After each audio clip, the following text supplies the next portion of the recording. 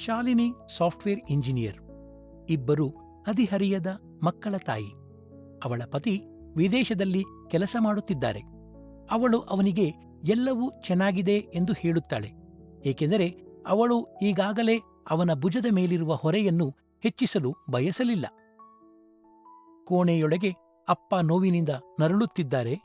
1 ವರ್ಷಕ್ಕೂ ಹೆಚ್ಚು ಕಾಲದಿಂದ ಹಾಸಿಗೆ ಹಿಡಿದಿದ್ದಾರೆ.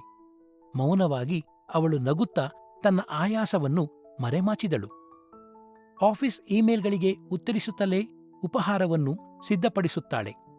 ಅಪ್ಪನಿಗೆ ಔಷಧಿಗಳನ್ನು ತೆಗೆದುಕೊಳ್ಳಲು ಸಹಾಯ ಮಾಡುತ್ತಾಳೆ.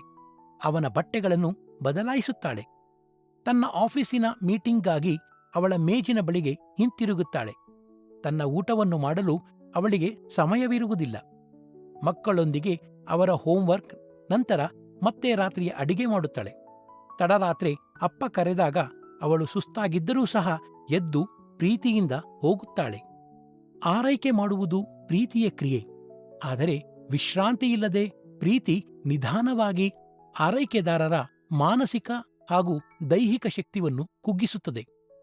ಶಾಲಿನಿ ಒಂದು ಕಾಲದಲ್ಲಿ ಪ್ರತಿ ರಾತ್ರಿ ಓದುವುದನ್ನು ಇಷ್ಟಪಡುತ್ತಿದ್ದಳು. ಆದರೆ ಈಗ ಪುಸ್ತಕಗಳು ಧೂಳು ತುಂಬಿವೆ. ಶಾಲಿನಿ ಕ್ಯಾಲೆಂಡರ್ ನೋಡುತ್ತಾಳೆ. ಕೀಮೋ ರಿವ್ಯೂ ತನ್ನ ಮಗಳ ಕ್ರೀಡಾ ದಿನದಂದೇ ಇದೆ. 2 ಜವಾಬ್ದಾರಿಗಳು, ಒಂದೇ ಹೃದಯ. ಅವಳು ಭಾರವಾಗಿ ಉಸಿರಾಡುತ್ತಾ, ಅತಿಯಾಗಿ ಯೋಚಿಸುತ್ತಾ ಡ್ರಾಯರ್ ತೆರೆಯುತ್ತಾಳೆ. ಮೊದಲೇ ನೀಡಲಾದ ಕೌನ್ಸಿಲರ್ ಸಂಪರ್ಕ ಕಾರ್ಡ್ ಅನ್ನು ನೋಡುತ್ತಾಳೆ.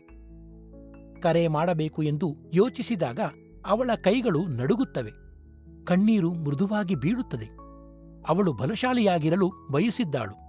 ಆದರೆ ಇಂದು ಶಕ್ತಿಯಿಲ್ಲದೆ ಆಯಾಸದಿಂದ ಕೂಡಿದ್ದಾಳೆ. ಕೆಲವು ದಿನಗಳಲ್ಲಿ ನಾನು ಕುಸಿದು ಬೀಳುತ್ತೇನೆ ಎಂದು ನನಗೆ ಹೆದರಿಕೆಯಾಗ್ತಿದೆ.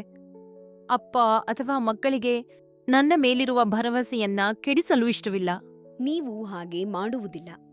ಆದರೆ ನೀವು ನೀಡುತ್ತಲೇ ಇರಲು ನಿಮ್ಮಲ್ಲಿ ನೀವು ಚೈತನ್ಯ ಮತ್ತು ಶಕ್ತಿಯನ್ನು ತುಂಬಿಸಿಕೊಳ್ಳಬೇಕು.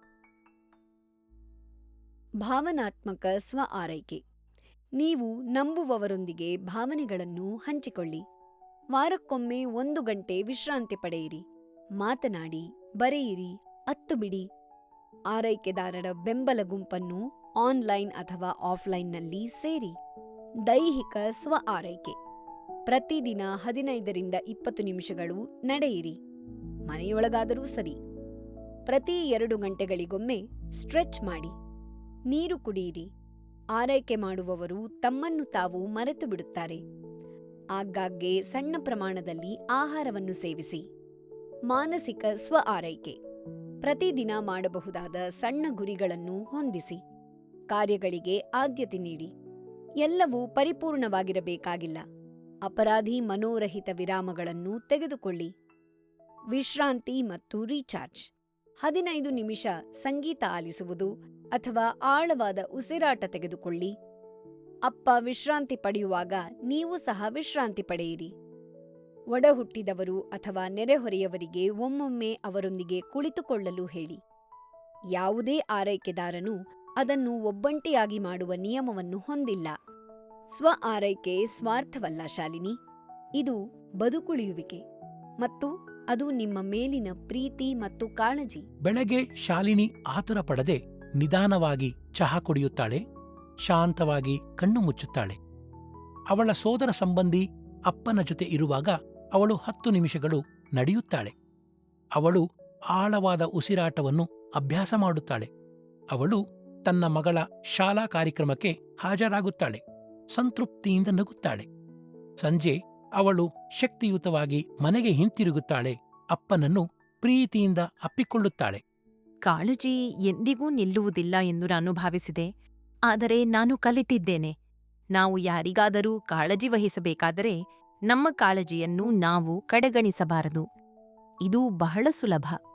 ಮೌನದಲ್ಲಿ 1 ಕಪ್ ಚಹಾ, ಮೆಡಿಗೆ, ಸಂಗೀತ, ಸಹಾಯವನ್ನು ಕೇಳುವುದು. ಈ ಸಣ್ಣ ವಿಷಯಗಳು ನನಗೆ ಪ್ರೀತಿಯಿಂದ ಮುಂದುವರಿಯಲು ಶಕ್ತಿಯನ್ನು ನೀಡಿತು. ಸರಳ ಚೌಕಟ್ಟು, ಹಿನ್ನೆಲೆ, ನಾಟಕವಿಲ್ಲ, ಪ್ರಾಮಾಣಿಕತೆ ಮಾತ್ರ.